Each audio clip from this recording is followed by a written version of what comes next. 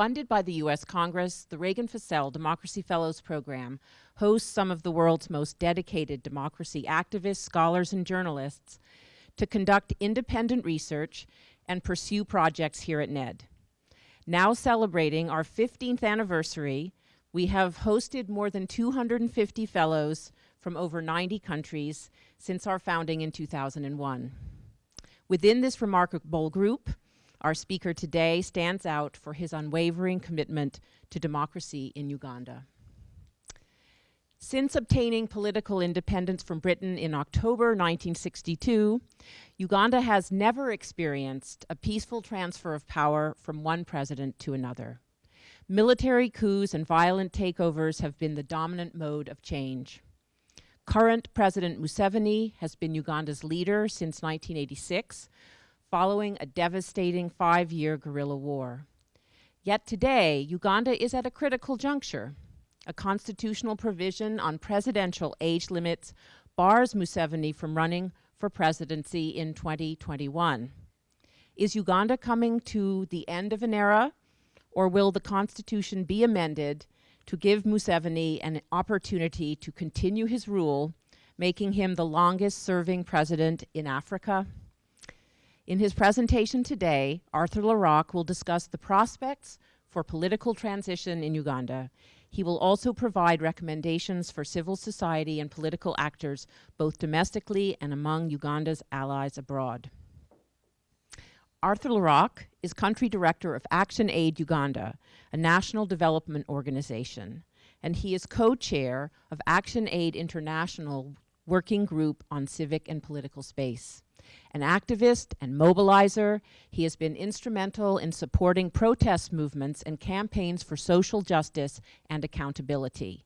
In 2012, he was one of the founders of the Black Monday movement, a defining face of citizen action against corruption and theft of public resources and donor aid in Uganda.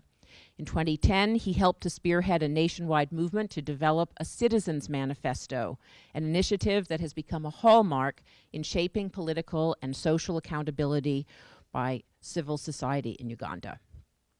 He has authored a number of papers, including The Role of Civil Society in a Changing Political Context in Uganda, Democratizing Africa or Africanizing Democracy, and Protecting the Tree or Saving the Forest, a political analysis of the legal environment for NGO operations in Uganda.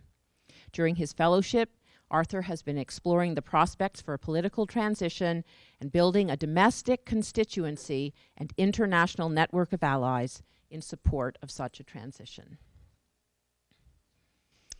Thomas Carruthers is a Senior Vice President for Studies at the Carnegie Endowment for International Peace, where he also directs the Democracy and Rule of Law program. A leading authority on international support for democracy, human rights, governance, the rule of law, and civil society, Tom has worked on democracy assistance projects for many organizations and carried out extensive field research on aid efforts around the world. He is the author of 6 critically acclaimed books and many articles in prominent journals and newspapers. He is a distinguished visiting professor at the Central European University in Budapest and was previously visiting faculty member at Nuffield College, Oxford University, and Johns Hopkins SAIS.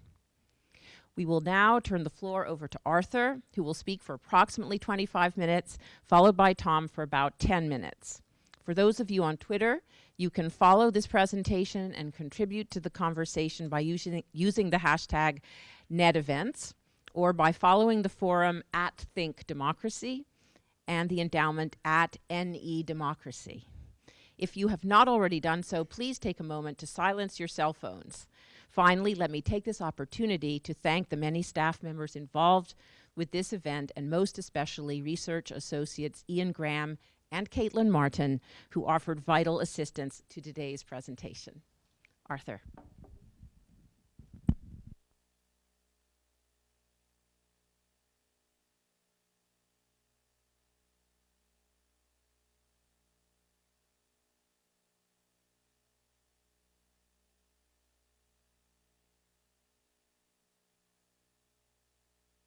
Uganda.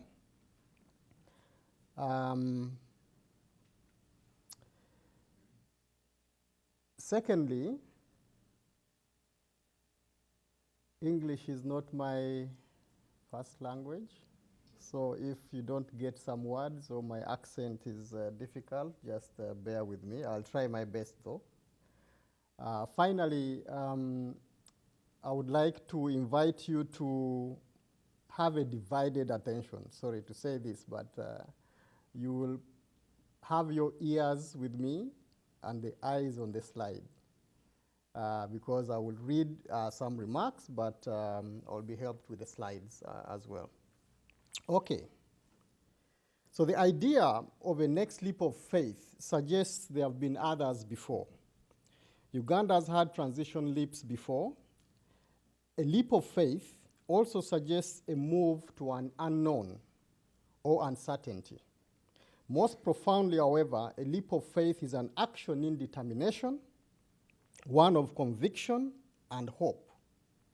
This is the story of a people working for a future of prosperity, equal opportunity, and dignity.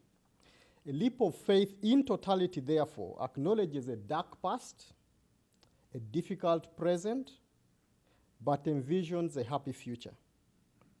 It is this story of hope that the National Endowment for Democracy is enjoined through the Reagan-Fashel Fellowship that I'm part of. My journey to this platform started in 2014 when I was a Draper Hills Summer Fellow at Stanford University. There, I met Carl Gershman, who is the president of NED, and Sally Blair, who has just spoken to us, who, amongst other things, spoke about NED and this particular fellowship. I was persuaded then that NED would be my next place of abode. I am very fortunate to be in a cohort of distinguished fellows from all over the world. While each of us have different experiences and our countries are at different points in the democracy trajectory, some progressing while others regressing, I have learned from all my fellows two important lessons. First, that Uganda can be better, but secondly, it could be much worse. These interrelated prospects are the real inspiration behind the struggle for political and democratic transition in Uganda. Uganda is found in Africa, of course, for those who are not yet sure by now. A continent so immensely endowed but bedeviled by a tragic history of slave trade, colonialism, and unending conflicts that despite the efforts of many people of goodwill, the continent still struggles, constantly playing catch-up. Uganda itself is a country so endowed by nature, hosting freshwater lakes and rivers, has a great tropical to temperate weather for year-round agriculture, vast mineral and oil wealth, abundant thermal, hydro and wind power, and a geostrategic location in Africa's hinterland.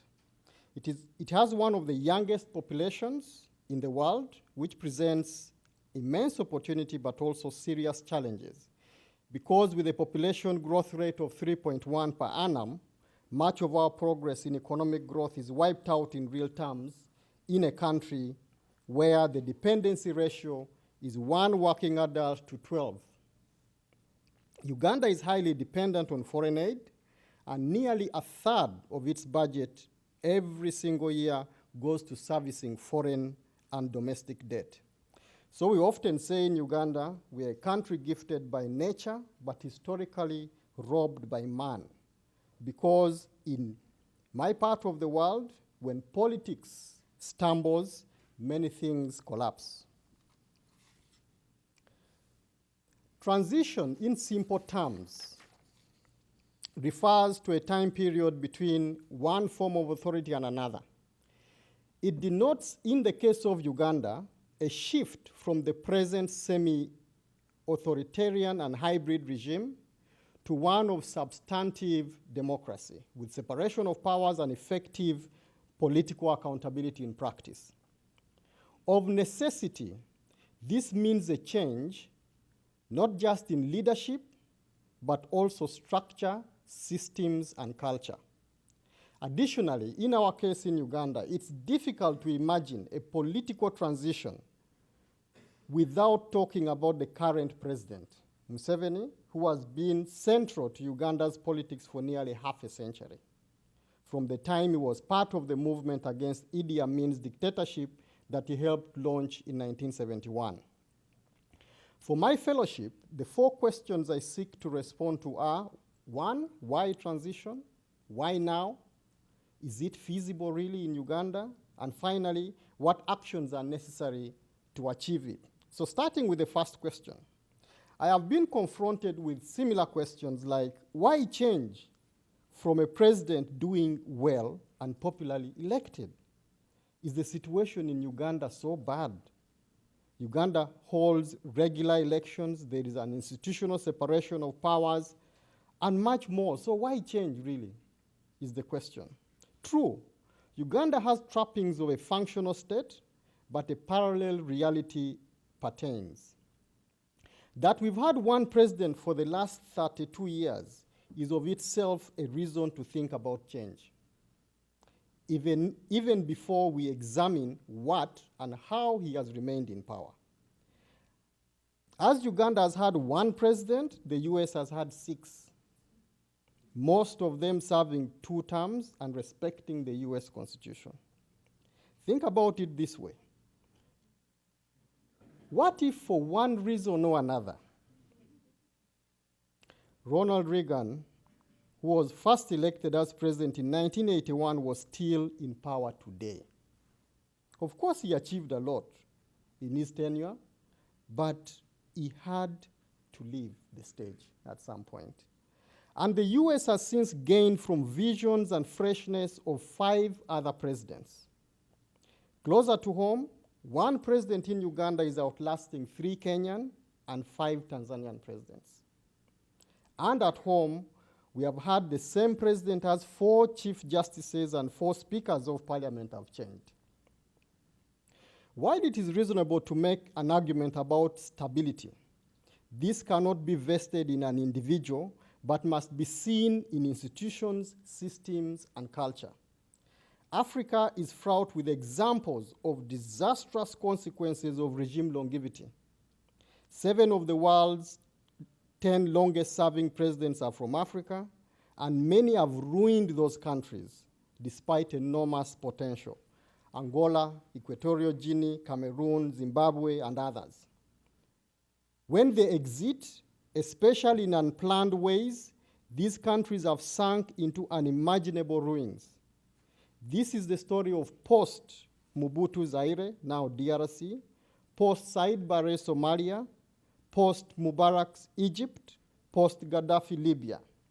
Regime longevity, often with support of allies in the West, installs a virus called personal rule.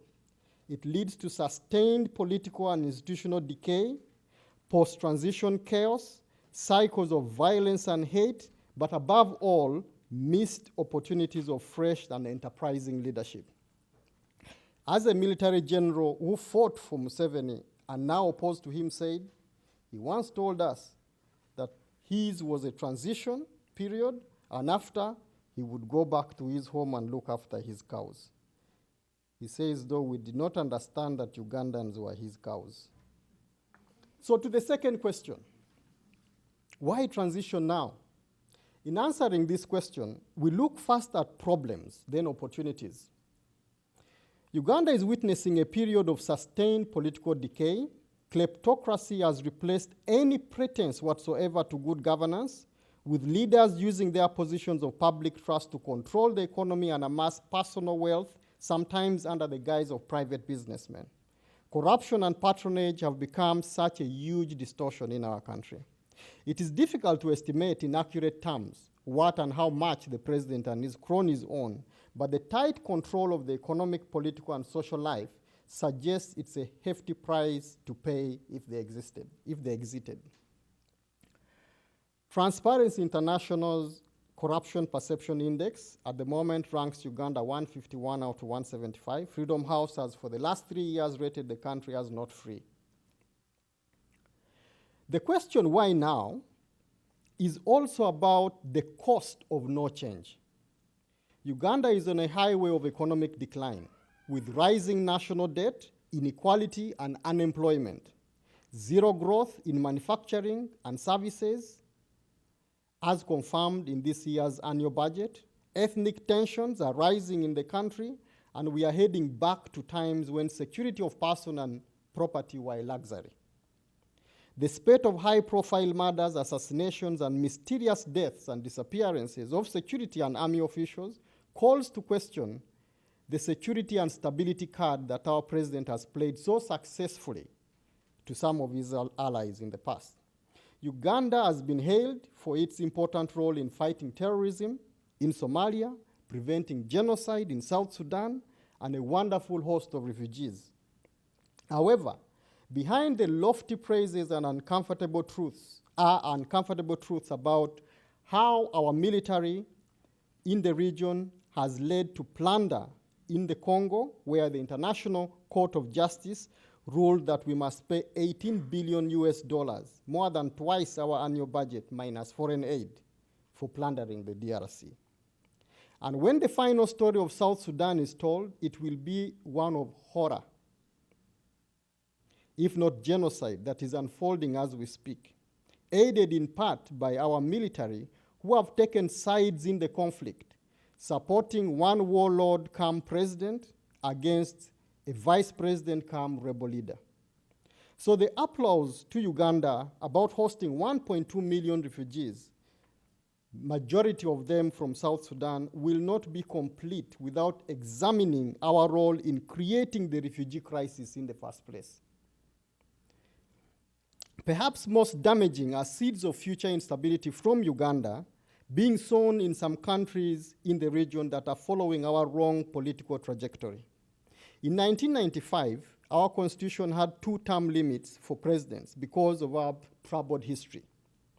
President Museveni captured this very well in his speech in 1987 when he diagnosed Africa's problem as leaders who overstay in power. By his own diagnosis, therefore, he is Uganda's problem now. In 2005, he bribed members of parliament to remove term limits to allow him stay longer as president. Since then, Rwanda, using another avenue, has arrived at exactly the same place. Well, our neighbors in Rwanda will claim that theirs was a popular demand for President Kagame to stay, even against his own will. I don't believe that personally. But even if it were true, after 23 years, a nation begging a leader to stay signals a problem in the country rather than the strength of that particular leader. DRC is trying to do the same, change their constitution to remove term limits, and the crisis in Burundi is partly about that. As another amendment to remove the 75-year age cap on president takes root in Uganda, our president will be sowing yet another mustard seed of regional instability. As I come to the end of the why now question, let me share some opportunities. Despite the removal of term limits, one of the 3 provisions that would have guaranteed peaceful transfer of power way back in 2006, and despite regular elections that have sadly not been free or fair, our constitution still has a frontier to defend, and that is the age limit. Currently capped at 75, the current president will be above that and constitutionally barred from running for elections beyond his current term. So if we succeed in resisting the amendment of the age limit in our constitution, we could be on a journey to a peaceful transfer of power in 2021. But this is a big if. For there are schemes already in place to lift the age limit by the NRM. Instead of this party really using their last term to plan internal succession within the party. The emergence, therefore, of a resistance movement to defend the constitution from young people, religious leaders, and civil society is very, very paramount. With greater unity of purpose, better strategy, organizing, and maintaining non-violent discipline and global solidarity, this is possible. Over to the next question about, is transition feasible? Important as it is, this question is potentially diversionary. I wish instead we were asking about how to make it feasible. That notwithstanding, there is a lot we can draw from similar struggles in history. Mandela once said, "It always seems impossible till it is done." And Martin Luther reminds us to accept finite disappointment but never lose infinite hope. Our own history in Uganda, be it in the struggle for independence eventually granted in 1962, the constitutional order reached in 1995, or the struggle to restore multi-party politics in 2005, demonstrate that a lot is possible. On the African continent, we have several positive inspirations to draw from. Ghana, Kenya, Burkina Faso, and recently the Gambia, who despite many challenges overcame dictators. They did this through a combination of negotiation or electoral victories and change. In Nigeria, Senegal, Malawi, and Zambia, ordinary people have fought attempts to change constitutions to remove presidential term limits. Though not without problems, Tanzania, and most especially Ghana, remain shining lights for peaceful transition and alteration of power in Africa. In those countries, we are not just seeing necessary change in leadership, but also perhaps more profoundly, a political culture that is accompanying these transitions.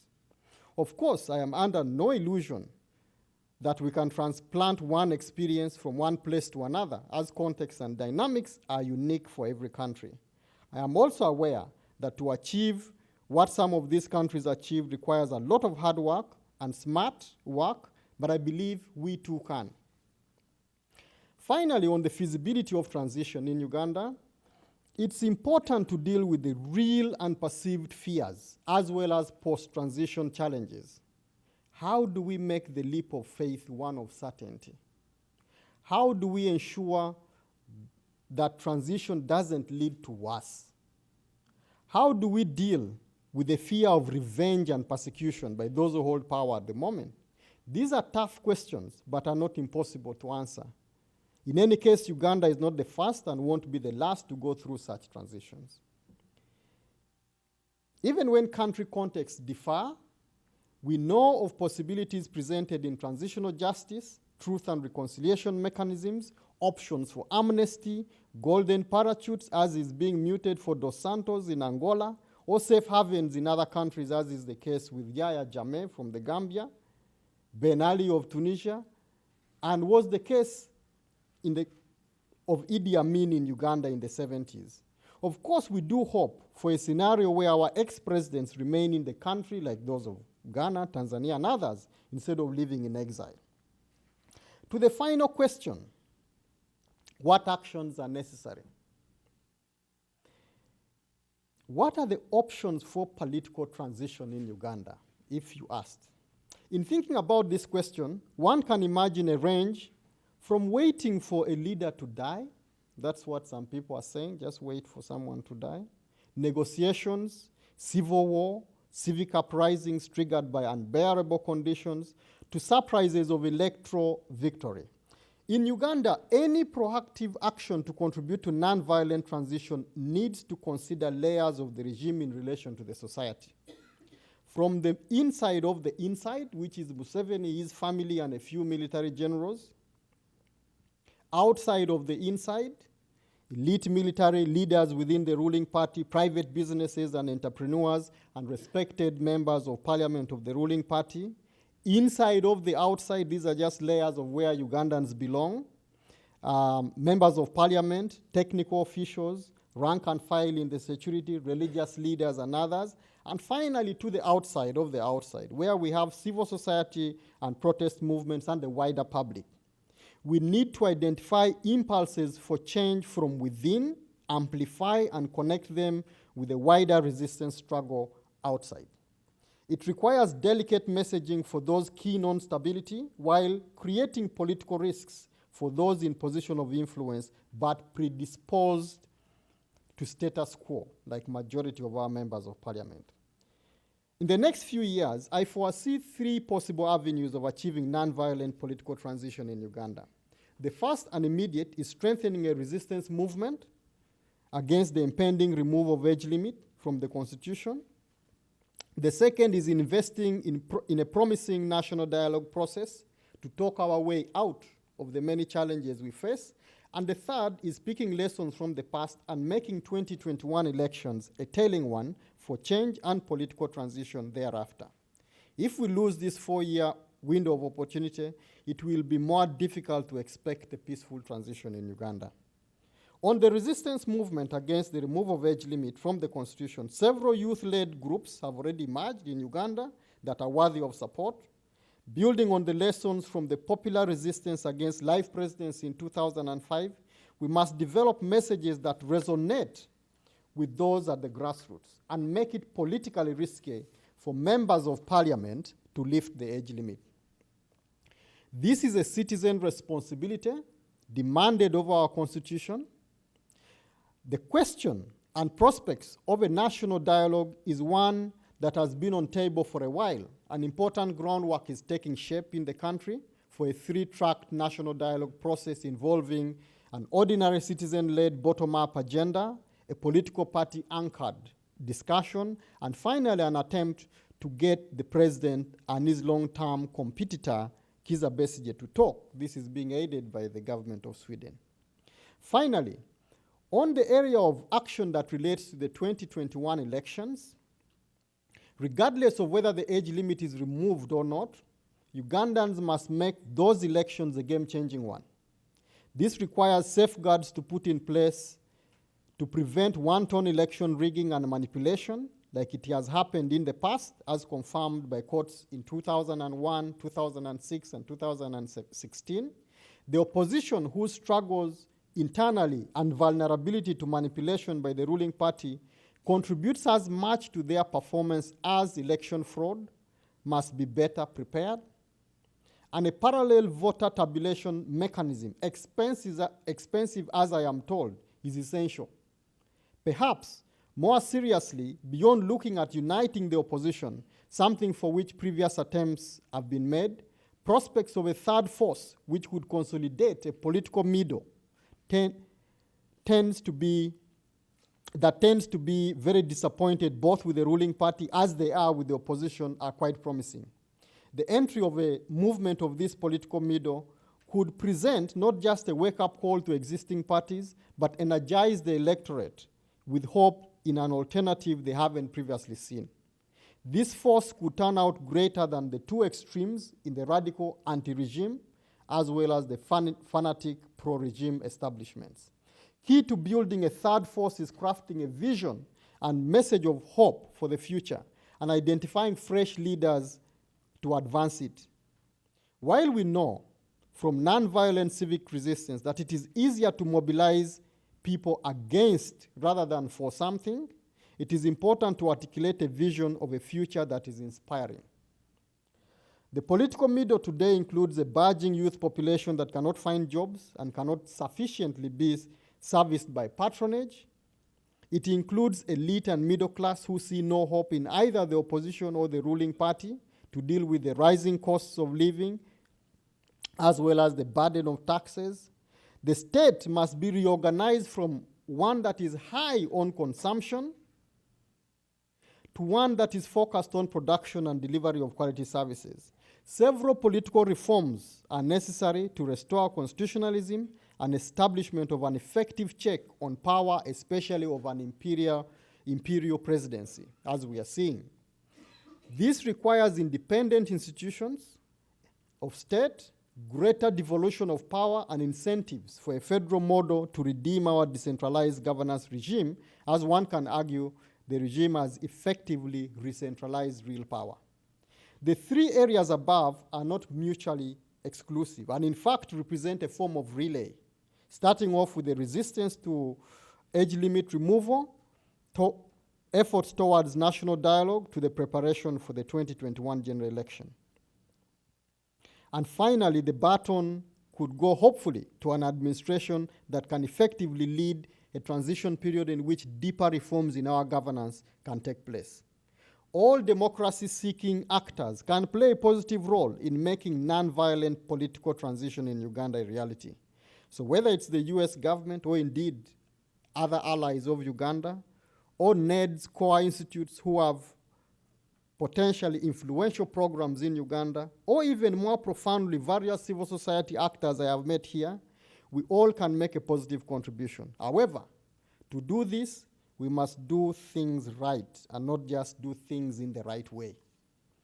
As I conclude, an important lesson we learn from transition experiences elsewhere, especially those that happened rather dramatically after regime longevity, is that there is uncertainty about the final triggers, and several have been quite surprising in terms of the moments and seeming spontaneity. This means we must be modest in predicting when and how a transition can happen. However, we also know that long periods of political and institutional decay presents opportunities for civil society to keep building ground for constituencies that can be mobilized when pressure ought to be built for reform and change. The determined, purposeful, and long-term groundwork by actors in civil society and political society and their allies over a long term is essential to overcoming deep-seated personal and collective interests, as well as structures of privilege and oppression that define the visible, invisible, hidden, and assumed faces of power. We do not lack options about what to do. The choice is in our hands, and a lot is possible. But we must believe and remember, as one observed, sometimes the chain that prevents us from being free are more mental than physical. I thank you very much for your audience.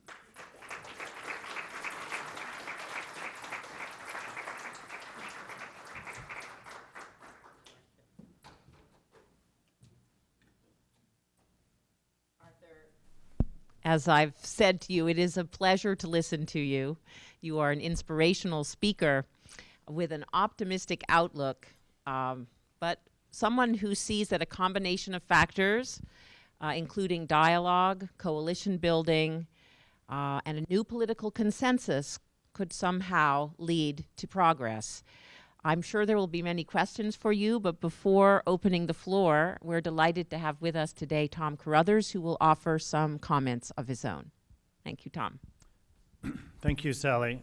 Arthur, congratulations on a really excellent first draft of what I know is going to be an outstanding final paper. You brought together your own practical experience in Uganda as an organizer, as a person working, within many parts of the society trying to bring about positive change, and you've also brought to bear your considerable intellectual skills as well, and it's a formidable combination and one that is badly needed with respect to Uganda. What I'm going to do is just offer a few comments from a comparative perspective with respect to transitions, and then a few comments about Western policy relating to Uganda and its potential role in change there. With respect to a comparative view of transitions, your work is especially important because of the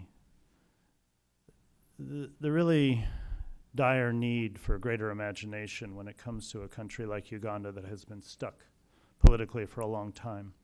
I have a vivid memory in 1998. The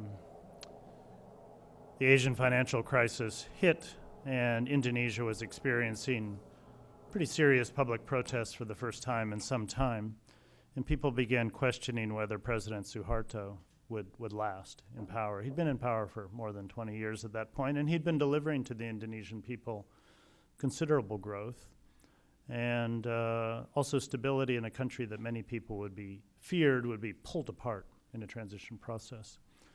And so as the crisis worsened that spring in Indonesia, I remember actually one of America's 2 or 3 most well-known experts on Indonesian politics came by my office one day, and we were talking. I said, what are the prospects of, regime change here? And he said, oh, Tom, Suharto's at the top of his game. He said, he's going to be there at least 10 more years. 4 days later, Suharto was out of power. And of course I called my friend and said, wow, your country expertise is really valuable. All those years of study of Indonesia. And I said, I don't know anything about Indonesia, but I've been living in a world over the last 10 or 15 years where governments keep collapsing as a result of various factors. And Seems like another one has just done that. And that's the difference. In countries that have been stable for a long time, country experts are often debilitated by that reality because it's the simple lack of imagination can be very paralyzing. And what you've done here is to break, in a sense, the glass of that kind of thinking and to sort of say, let's just talk openly about this. So the mere fact of your paper is important, but also, of course, the contents as well. And why are transitions so unpredictable? Why is it that time after time over the last 30 years, country experts have been so surprised again and again by transitions?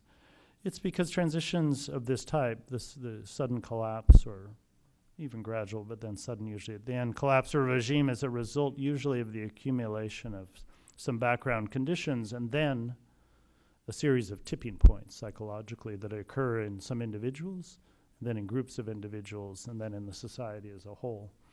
It's the tipping point of the man setting himself on fire, and then a whole bunch of people suddenly relating to that and joining that cause, and then suddenly something larger.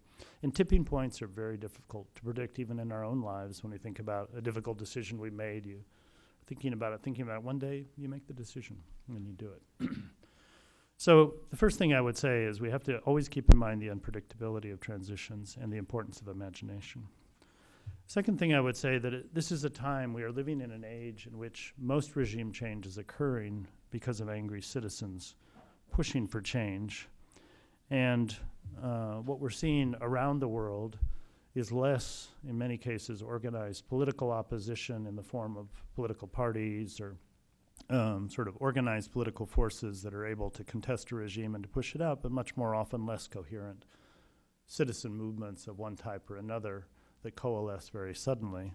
They've been coalescing around three different causes, which we've seen most frequently in the last 10 years. First is anti-corruption, as we've seen in, say, South Korea or Brazil, where citizens somehow anti-corruption or the theme of corruption galvanizes people in a way.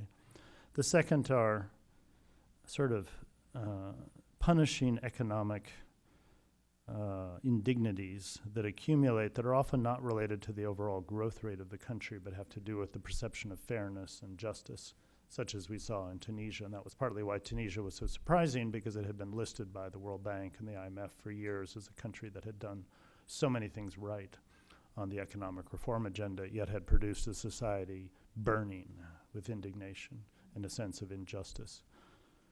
I'll come back to the role of the IMF in a few minutes. And third cause has been leaders fiddling with constitutional arrangements, whether it's term limits or whether it's more rarely age limits, but term limits in most cases. And that being a barrier which citizens hit and end up mobilizing around. So anti-corruption, economic indignity, and the rearrangement of constitutional institutions or constitutional limits have been three of the most common things. If I were meeting alone with an autocrat and he or she said to me, I want to survive, I'm worried about all these civic movements pushing people out, what can I do? I'd say these are the three things you want to watch for. You want to be really careful. We'll come back to some of these in a minute. Now, the change that has occurred in places that have experienced regime change in the face of strongman leaders who've been in power for a long time, it's sort of happened at two different junctures. In some cases, it's been happening around elections, what you're trying to imagine for the 2021 elections, where an election that takes place after a series of fairly bad elections suddenly becomes real. And it becomes real because citizens have become more organized and maybe have a possibility of doing a parallel vote count. Maybe there are other citizen observer groups who have ways to, bring the realities to light. Maybe there's some new independent media online or otherwise in the country, or some civic groups have just gotten organized in more ways. When an election becomes more real and becomes the electoral revolution that changes power, like in Ukraine. It's happened twice, actually, in Ukraine in the last 15 years and in a number of other places. A second way that change happens, though, which is more frequent, is outside of electoral processes. Actually, a majority of cases of significant regime change in the last 15 years have come outside of electoral processes. And in most cases, they come with a clear trigger. The trigger in some cases is, as I mentioned, a specific political arrangement or juncture. like in Burkina Faso that happened with the president and what he tried to do there. In some cases, though, it's a scandal, as in Brazil, as it occurred with a corruption scandal, or South Korea. Don't underestimate the power of an unexpected scandal to galvanize people. Or third, an economic crash, like Indonesia, a sudden economic crash that unsettles the political environment. So before I talked about kind of the larger drivers, but then these are the triggers that have been most common.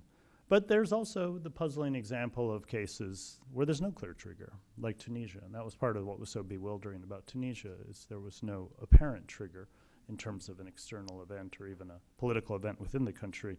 It was just somehow something that just caught fire. And Egypt also in 2011, it had a bit the trigger of Tunisia, but on its own didn't really have an obvious reason why Egyptians moved as they did. You, in your paper, and this is just a piece of advice here, you tend to set up the choice as organize around the age limit issue, which is obviously important and could be a galvanizing issue, or 2021 election, which also, I agree, could be very important. But I think you shouldn't neglect the likely reality that even if the age limit issue doesn't end up being the trigger that stops the current leadership, one shouldn't say, okay, now let's shift our attention only to 2021, that a lot could happen between now and then. And it actually, the record is in most cases that change happens outside of electoral processes. Therefore, I think what you write about the national dialogue process, which is the only thing you posit in between the age limit issue and the election, you talk about a national dialogue. I think you need to bring it into focus a little more and ask the hard question of, haven't national dialogue processes in some countries been an avoidance of change rather than an embrace of change? How do we avoid a national dialogue process that ends up being an excuse for a leader to say, I'm in dialogue, I'm talking all the time with these people and that people. And as we know from Zimbabwe and other countries, national dialogue processes can often be an excuse rather than a genuine change. So I think you need to sort of bite down a bit harder on that to give some examples of what would make a national dialogue process real in a sense, and put it out there on the table and say such processes can become excuses and avoidance rather than real change. Another piece of advice on this is when you talk about civil society or agents of change, you mention a bit youth-led movements, particularly around the issue of the age limit, but you don't give the reader much more of a textured feel of in what parts of the society is there independence from the power structure, either psychologically or in real terms, socioeconomically or politically or otherwise. Give us a bit more of a sense of Ugandan society. You have nice circles up there, outside of outside, inside of outside, outside of inside, and inside of inside, but give a bit more of a sense of is there some independence in the judiciary? What on the media situation, where do you look for independent sectors? In the religious sector, are there some institution? Give us some more feel, because that's where change is coming from in most countries, is from the indeterminate independent sector that needs a bit more definition. Now on Western role, and I'll finish with this, okay, the hard fact is that for the United States and Europe, Uganda has been a close security partner, and the United States government maintains a close relationship with the Ugandan government based on a shared interest in counterterrorism policy. The United States is a major provider of military assistance to Uganda. It's measured in different ways, but it's one figure is $170 million a year, but it's substantial to the Ugandan security forces. And the United States, under any of the previous administrations and the current one, has not pressed the Ugandan government very hard on its human rights and democratic shortcomings. And there's no prospect in the current administration that general outlook will change. If anything, the likelihood is it will go further in that direction.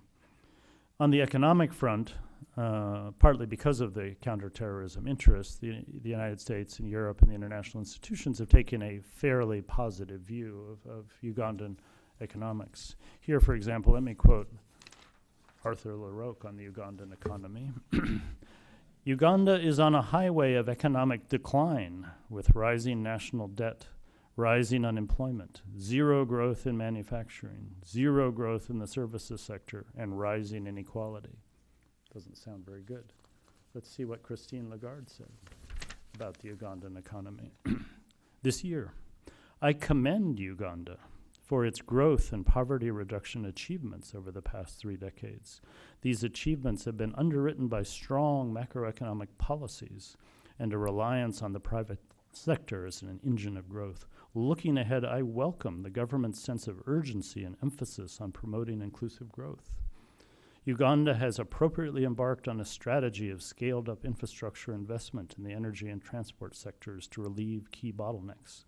The government's focus on overcoming implementation challenges, including through strengthening public investment management, should help ensure that these investments yield the desired outcomes. Who's right? Arthur LaRocque or Christine Lagarde? Only one of these two people can be correct.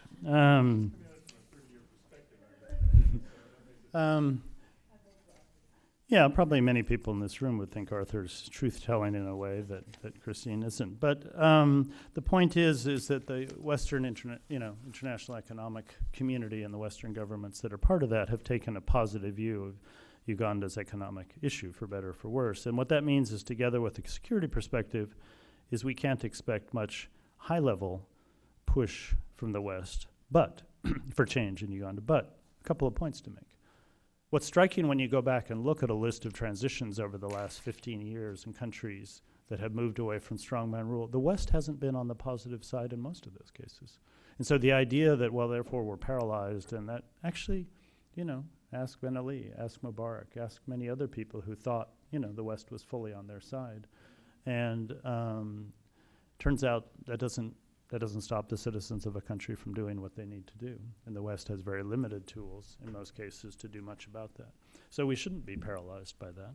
Secondly, there are serious divisions in high policy and low policy in the West between the kind of tools, and this is the confusion of Western policy in some cases, that even though the United States government at one level, in some places, can embrace the Ugandan government and security establishment, other parts of the U.S. government or other institutions funded by the U.S. government, directly or indirectly through, quasi-governmental or non-governmental institutions that receive governmental funding, can do a lot and have done a lot to support civil society, better elections, and so forth. And so, that's the good news about Western policy is diversity and complexity, and we can expect that in Uganda if the case is made well. And I'll finish with that in a second.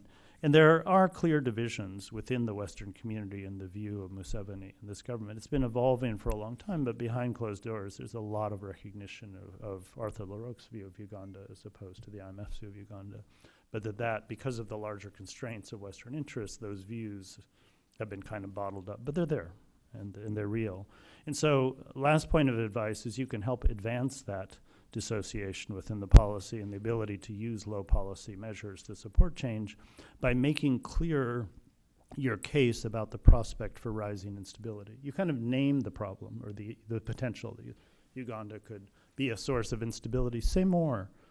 Describe what that would look like. What might it be? Would it be a degradation of the Ugandan security forces, a privatization of this? Would it be problems at the borders? Would it be internal groups? Give more a texture of what that problem would be in order to help debates within the government by those who would say, we really have to take a longer-term view of instability and help them understand more what that would be. So in both cases, just a few points that I would urge you to frame a bit more sharply that can strengthen your case. But again, I praise you on both your imagination and your intellect, and I think you're onto something very important here.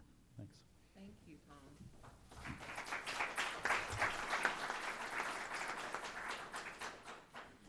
Arthur, would you like to make any comments to Tom's remarks before we open up? Any? Great. Okay, so we now have some chance for questions from the floor, comments. If you could introduce yourself briefly. Well, I have Carl Gershman from NED with his hand up first, and then we'll go back in that direction. Okay, and over there as well. Thanks to Carl. Thanks to both of you. This is really a great discussion.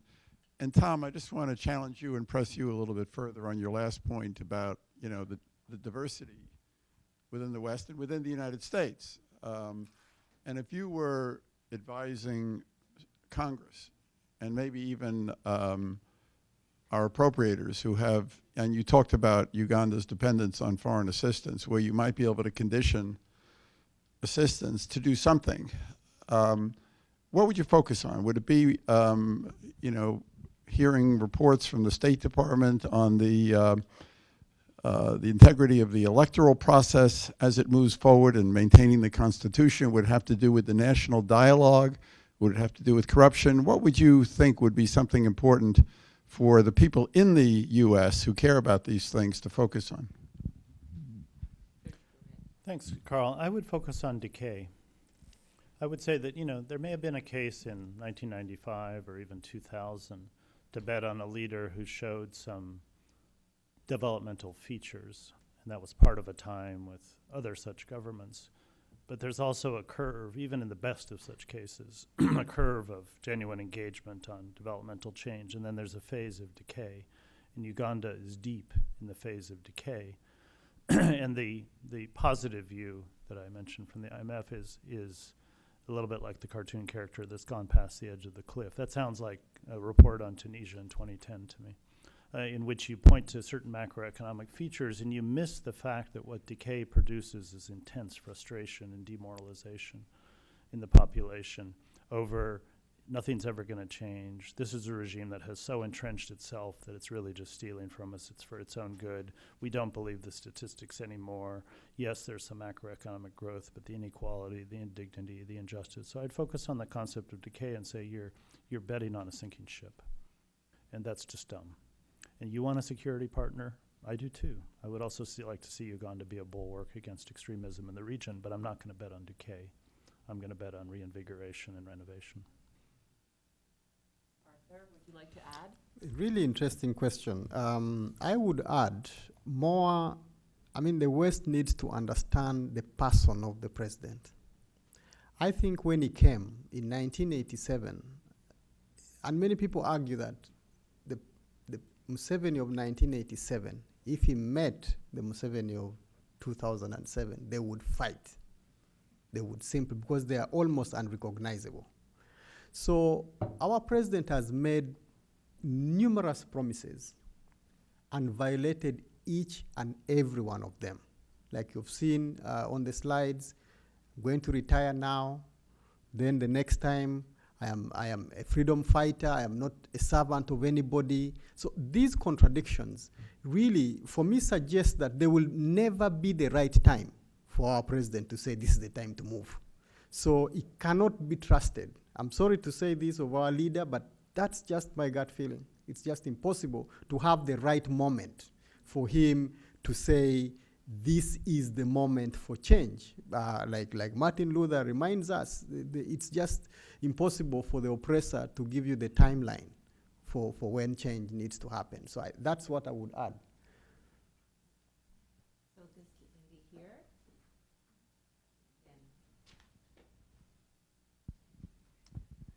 Thank you for such a wonderful presentation, Arthur. I really enjoyed the comparison and the visual with the presidents. I thought that was really powerful. My question is about... just introduce yourself. Thank you. Of course. My name is Benedicta. I'm from RFK Center for Human Rights. I was wondering, you mentioned that the judiciary has actually agreed that there's been some interference with the elections. I was wondering what the consequence was. Did they give any ruling? Did they put any sanction on him? Thank you.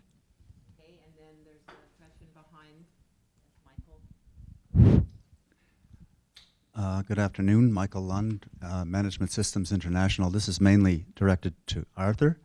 I really appreciated the sort of mixture of hope with a sense of a more measured sense of realism that came out overall in your presentation. Along the lines of the latter emphasis, being realistic and so on, I wonder if you could illuminate a little bit more the ingredients, the proclivities, the tendencies, the opportunities within the regime itself. I guess that means the inside and the outside, for avoiding what is a typical reaction when pressure from the outside is exerted, as we've seen in the Arab Spring, and I think the literature suggests quite a bit of disillusionment at about moments of transition. So basically, what are the prospects, the incentives, the pressures internally? You mentioned some of the actors, the military and the family. Is it more pluralistic or more personalist in terms of the structure, the internal structure of the regime? Because the literature suggests that the more you go in a personalist direction, the more the change will be calamitous and you have nothing to take up the slack. So I wonder if you could illuminate that side of the equation a little bit more. Thank you very much. To the first one, there have been numerous cases. So Uganda has such a high rate of election contestations, whether it's at parliamentary level or at presidential level. So since 2001, there have been contests over who actually won the election in 2001. And the court in 2001, the Supreme Court ruled on a 4-3 margin to turn down the election. And a judge who was on the bench then has since claimed that it was actually in the morning that one particular judge changed his mind after a lot of pressure from above. So that election in 2001 could have been overturned. The judges agreed unanimously that we had an incompetent electoral commission. Same they did in 2006. They gave a host of recommendations, but you know the incentive to implement those recommendations are not there. Because the system, you can't just rig, the regime cannot accept to implement recommendations that would see them out. So I think it's natural. So for as long as they have the idea to remain in power, it will be extremely difficult to have any sense of electoral reform. So in 2011, when nobody went to court, there were again several recommendations that were given by political parties. In fact, the government led, through the Prime Minister, led a political party consensus building process that generated extensive reforms necessary for extensive electoral reform. Same with civil society organizations. Some of the images I showed you about the Citizens Compact. But what happened? So once the NRM, other political parties came up with this 81-page document of reforms necessary in 2014, President Museveni wakes up one day and actually introduces a bill of 5 pages, and for him, independent electoral commission means adding the word independent and nothing else. And that just passed. And why does it pass? Because he can bribe members of parliament. So every evidence is there that we have serious problems with our elections. And it is really foolhardy for anybody who supports electoral processes in Uganda without these significant reforms that we have articulated. It's very clear civil society document that was adopted. Nobody contested it, but just it has not been done. So unless there is pressure to really and the most recent election in 2016, again, the former Prime Minister of Museveni took him to court. And again, the judiciary gave serious recommendations about what needs to be done. But I'm not so sure they will be done because there's just no will to do that. And that takes me to the second question about the potential. I think really brilliant question about what impulses am I talking about inside that could be connected to the wider protest out. In 2011, there was something called the Muhoozi Project. The Muhoozi is one of the sons of the president that at some point was being marketed as the successor, like many leaders do. They hand over to your son. And so some military generals questioned this. They said, first of all, this Muhoozi gentleman is a very young fellow who has risen through the ranks of the military in a speed that many of the guys who are professional are raising big questions about. So this military general who wrote a really tough letter about we cannot accept this Muhoozi project had to be forced into exile until there was a negotiation. He went back, he's quiet. That's evidence that not everybody is united on on things like Muhoozi Project. Secondly, the president's son-in-law has, since the year began, been writing such critical, it's unbelievable, critical comments about the need for change within the ruling party. Okay? Succession must happen. And that's one of the images I showed you. For a long period of time, until he was put under a lot of pressure. And there's a lot of conspiracies about what exactly were his motivations to write this. But certainly, the arguments he was putting, there's a column in the national newspaper, the New Vision, called Ideology. That's where he has been articulating this issue. For it to have happened for a period of 6 months without being deterred, I think speaks to some tensions. So there are indeed tensions, even within the ruling party, about whether to support Museveni's wife to take over or the son. So those tensions are there and certainly can be exploited in one way or another. Finally, I think that the agenda, unfortunately, is more, even those who are contesting, okay, Museveni's rule from within, are looking at themselves as the alternative rather than thinking about Uganda, and that's the problem. That's why we cannot just wait for the internal to implode, because it could implode and lead to worse, actually. Therefore, we need to connect the inside to the outside, which is demanding greater reforms. And I think that is what we need to focus on. The image I showed you, the biggest news in Uganda at the moment, is a leaked report in the Observer that appeared on Monday, that the age limit, bill has been gazetted. Okay, the Minister of Justice, who ostensibly is the one who made this announcement, has denied it and said, no, I've never done anything like that. Several people within government have said cabinet has never discussed this.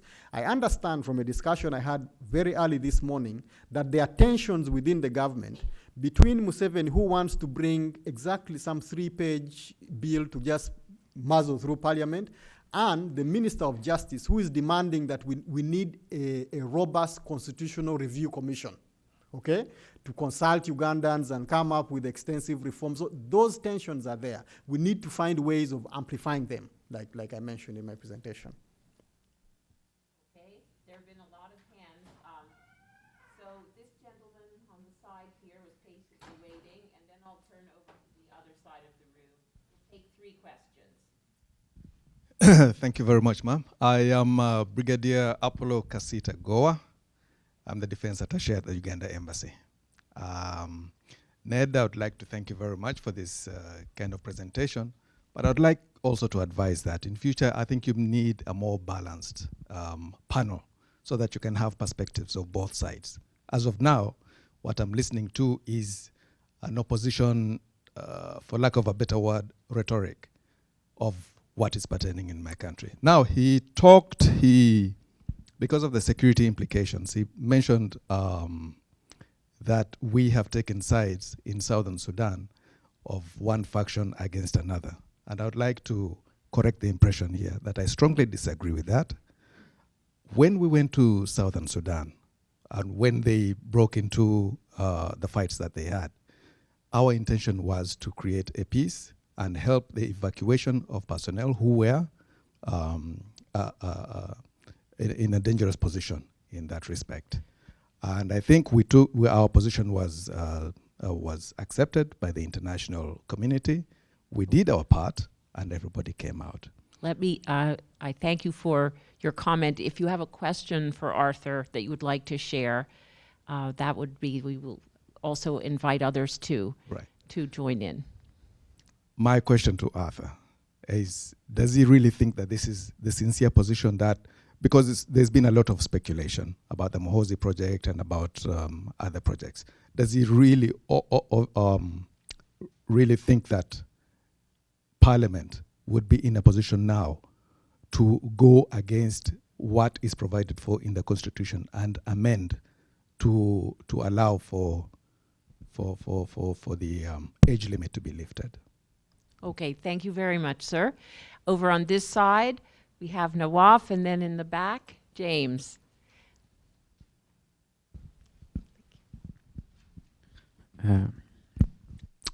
Yeah, my name is Nawaf Haskan. I'm a fellow with the Regan Fassel from Iraq. Thank you, Arthur.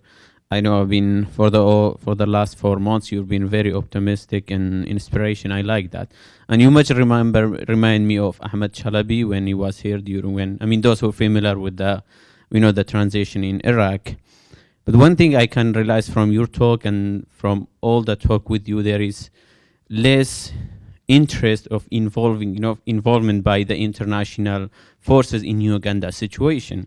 I mean, we have to be realistic. I think it's hard to convince people to go for let's say a chicken sandwich at Subway when they can have a fried lamb steak for the half of the price. So I think your hope is more about what's in Uganda. So my question is, how many people like you are there? I think there's where you hope, and that's where the transition should come from. Thank you so much. Thank you, Nawaf. To James in the back. My name is James, a NED Fellow.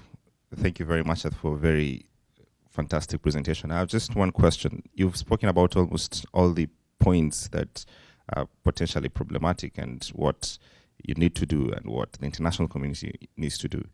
However, I haven't had you take a view on the Chinese influence. In the last, I think, 4 years, both the Ugandan government and most East African governments have had this looking east policy, which has subsided a lot, help a lot the government in terms of projects like, say, the SGR, and other development projects. And my view is that this goes a long way to help this government sustain itself and not necessarily look to the West. I don't know what's your view on that. Arthur, three big questions for you. So for my fellow countryman from Uganda, I certainly will. I still have 3 weeks here. It was in my plan to go to the embassy. I'm going to go to the embassy. I speak anything I say here, I say anywhere. So I cannot hide anything. I will go and speak to the embassy about my views. Okay, so that we will do. And thank you very, very much for coming. And even on the regional question about Uganda's military and what it did, we can discuss. We can discuss that detail because there are often different ways of looking at it. So I appreciate your presence nevertheless. To Nawaf, how many people like me? I think there are really many. There are very, very many. I think the change movement was so demonstrated in the last election like never before. Quite honestly, I do think that out of the 5 elections we've had since 1995, this is my personal view, 3 could totally be different if we had the right type of electoral commission. People are yearning for change. Out of parliamentarians, okay, that seek another term, 75% of them leave.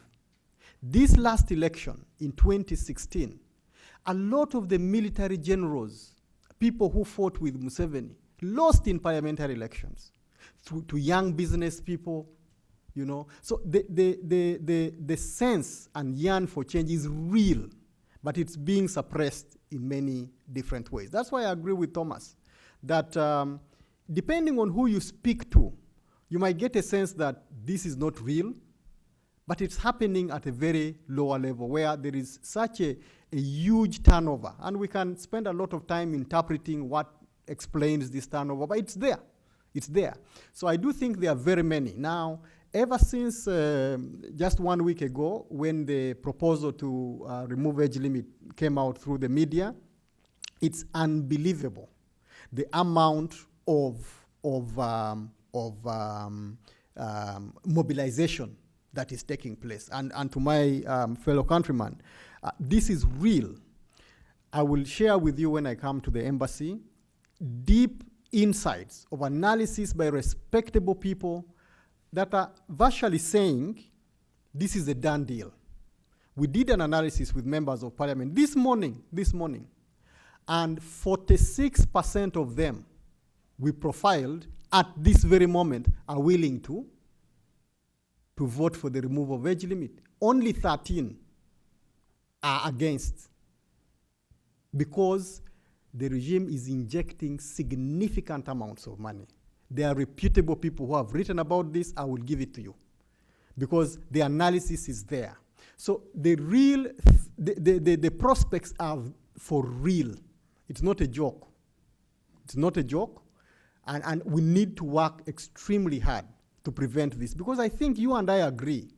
We all love our president. He needs to remain in the country, but we just can't be dependent on one person. It is impossible. We can only depend on institutions, culture, systems, not individuals. Supposing it drops dead tomorrow, what will happen to the NRM?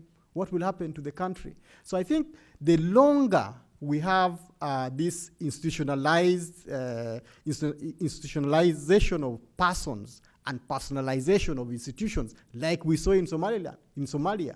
Who thought before 1993 that Somalia would look the way it is now when Said Barre was there? Because Said Barre became the institution. So the more you have personalization of institutions, remove that single person, there is a total collapse. I don't think you want to see that of our country, and certainly nobody wants to see that. And that's how it becomes very, very important. The question from James, finally, is a tough one, and it's a real one. I don't think I have an immediate answer, but it's something I need to deeply reflect on a bit more. And I am happy to engage with you and also share experiences from other African countries where the Chinese influence, I think for now, it's generally a negative one. And we need to be able to change that course. But I will apply a lot more analysis to that reality. Yes. Just one thing on the Chinese influence. I can imagine various ways in which it's negative, but it's also good to keep in mind that in most cases, Chinese influence in Africa and in other parts of the world is also highly instrumental and therefore adaptable. And so that if Uganda changes, China's policies will change. You know, China is not wedded to an ideological outcome in Uganda. China is looking for the pursuit of its economic interests in Uganda, and if the political situation changes, Chinese policy will change. And so the influences may not be helpful, but you know, China has a strategic partnership with South Africa, which is a leading democracy in Africa. China is interested in strategic partnerships with important countries, whatever their political character. So it's important, again, not to think of that as a constraint so much as it might at first thought appear. Thank you. Other hands? Okay, this gentleman, we have a few. We'll take this gentleman in the back. Yes, hi. My name is Edward. I'm from Uganda. I have a couple of maybe questions or comments. After in your comment you talked about dialogue, and you said Sweden is on a dialogue between Besigye and Museveni. But the issue with Besigye is he's been running for president for the last 4 elections. I mean, is another problem we have? You know, he's no longer the president of his party, but he still runs as a. So I don't know if you have any comments about that. Now, the other thing is you mentioned a success of multi-parties 2005. And in as much as the opposition loses elections every 5 years, they happen every 5 years. And there's a total lack of preparation by the opposition. So isn't it better for us to prepare for elections in 5 years? They wait until 6 months to the election, 3 months to the election, to challenge an incumbent who is not willing to leave. And then, you know, I mean, case in point, we had an election end of last month. A music artist calls himself ghetto president. He won, okay, against all odds, you know. So I don't know what your thoughts are, and elections cost money. The only one who has money in Uganda is the president. So, and maybe this goes to the panel too. Does NED ever think about supporting political parties in Uganda, making the ground more even? So, I don't know. Thanks. Thank you. I think there are several hands. I'm going to take just a round of questions. So this gentleman had his hand up, then we'll come around to this lady and then to Dave. And you also have had your hand up. Okay. Yeah. Please Thank keep your you. questions as short as you can. Thank you. I'll do. Thank you, Arthur. I enjoyed your presentation. I'm Lawrence from Rwanda, and for this reason, I just wanted to look at the pictures of U.S. presidents and Museveni on one side, but I wanted to remove Museveni and put probably the German chancellor. Same. Well, the number is not the same, but you read. So my question, I think, is: is just term limits going to be the threshold and the measure for democracy, or probably we should look into the idea of saying the voice of the people, because that's where the issue and the measure should be. Thank you very much. And for this, I wanted to state that Rwanda, I think, did not copy from what Uganda is doing. I think the idea is about what circumstances are in our own country. And that's, I think you mentioned it, that every country has its own circumstance. Thank you very much. Thank you. Round to this lady here.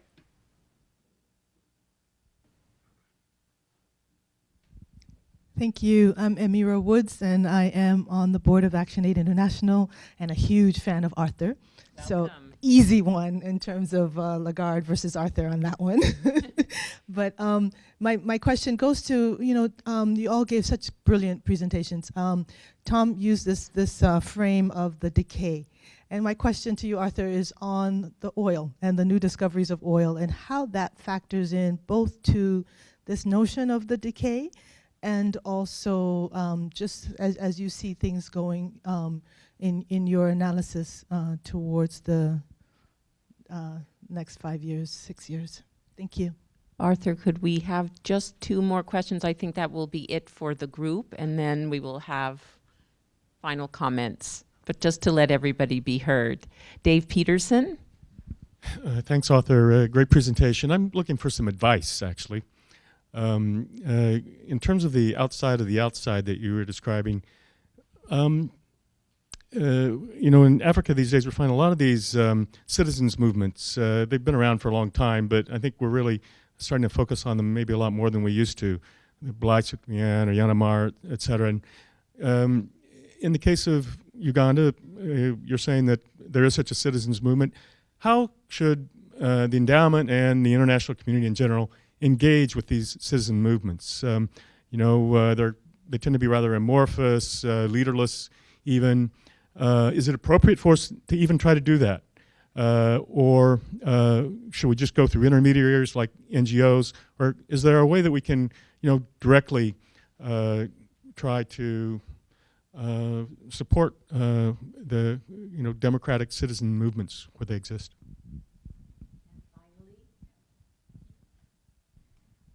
Hi, Arthur and Thomas. My name is Sarah. I'm from Egypt, and thank you for presenting Mubarak's picture because it reminds me of a great time of the revolution.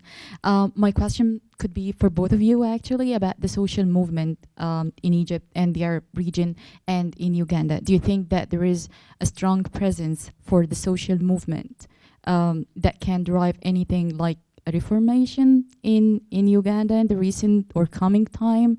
Does it have a strong presence already, or it's being controlled by the political presence of the current president? Thank you. Make any sort of comments to the various questions that have been asked, and then I will turn to Arthur for his comments. Independent Electoral Commission, in response to the one comment from the back over here, if you wanted one of the best single measures of the accountability level of a government, it would be the independence of its electoral commission. It's a fairly simple thing. Governments that allow a genuinely independent electoral commission at some level are starting to get serious about accountability, and those that don't. And what's interesting is the independence of an electoral commission can vary fairly considerably within a similar political regime. So Nigeria, for example, went through a period with a very weak electoral commission, but then it got a lot better under the same overall regime structure. And so sometimes the independence of the electoral commission is a good indicator of the genuine intentions of the regime. And if somebody asks me to really assess the intentions of a particular leader, I often look to that, because it's a very powerful measure. Adding the word independent doesn't quite do it. On oil, generally oil accelerates the governance patterns of an existing system. And so if you're a system which has a high degree of rule of law and accountability and so forth, like Norway, you inject oil into it, and it in a way, just sort of accelerates some of the good features, because it funds the system and allows you to be even more generous in the case of Norway, and excellent in a lot of ways. On the other hand, if you're on a bad path, the injection of more oil sends you into a very bad path, like Angola today, for example. And so oil, if oil is injected into the Ugandan system, it will reinforce whatever characteristics are there. We see the same in Ghana, where it's kind of in between, but you know, it maybe it'll be strong enough as a governance structure to handle a lot of oil. Maybe not. You know, it's a good question. That's all I'd say. Thank you. I've told Arthur he doesn't have to answer every question in detail. If he can't quite address your question fully, please come over after the end of the session and speak with him further. And as he said, he will be around for a few more weeks. So Arthur, the last word. Thank you very, very much. I need to, of course, acknowledge my board member here. I think Thomas just removed the words out of my mouth. Oil, just like aid, tends to reinforce status quo. So if you are going in the right direction, you will continue. If you are going in the wrong, you will continue in that direction. I think some aid, not all of it, but oil certainly. Then on the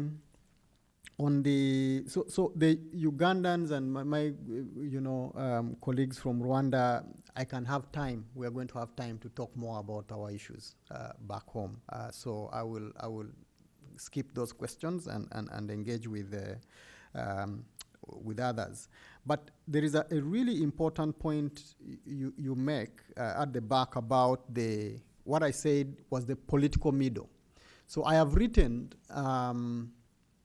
articles about that election, that by-election. Uganda had a by-election in which, so there's a joke in Uganda that we have the people's president, Kizza Besigye, and the country's president declared by the Electoral Commission, Museveni, and then the ghetto president. This is a guy who was born in the slums and then just has made his way.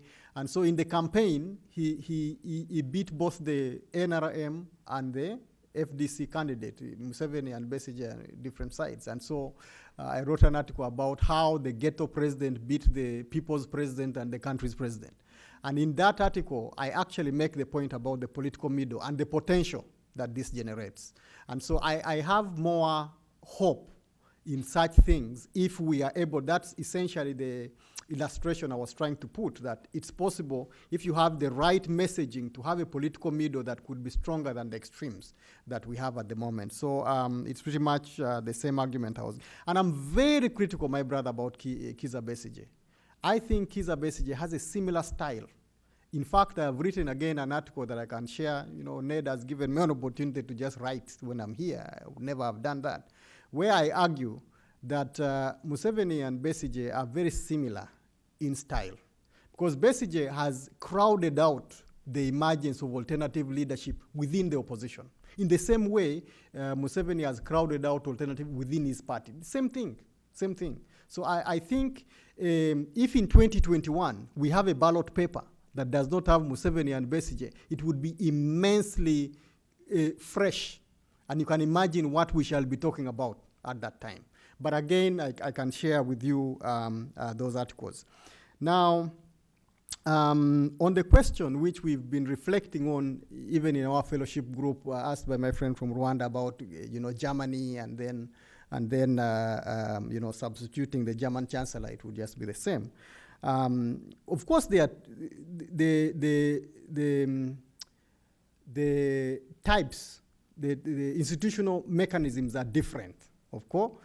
Germany has a parliamentary system, and where a strong party then will determine who the chancellor will be, and that is very different from the type of arrangement we have back in our countries.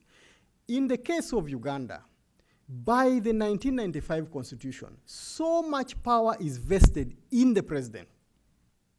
That's why one of my recommendations is that we need to reorganize, and actually the constitution at the moment makes our president an imperial one. He's appointing the prime minister, he's appointing the cabinet, he's appointing resident district commissioners in the district, he's appointing permanent secretaries. Really just is doing everything. He's opening a borehole in the village and launching a road by the Chinese. Just is everywhere. Is everywhere. I don't think that really is the job of the president. And unfortunately, I see this happening in our neighborhood, including in your country. So I think that we must vest power in institutions. I've written an interesting article, if you're interested also, about what if President Trump was the president of Uganda? What would happen?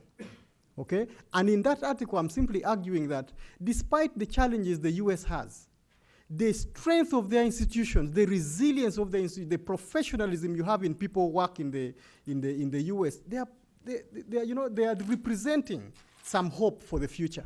So we don't have that independent institutions back home. And that's why the point I make about independence of institutions is cardinal, but we can talk more about, so my final thing I want to talk about is Dev, because there's a selfish reasons why I need to respond to your question as well.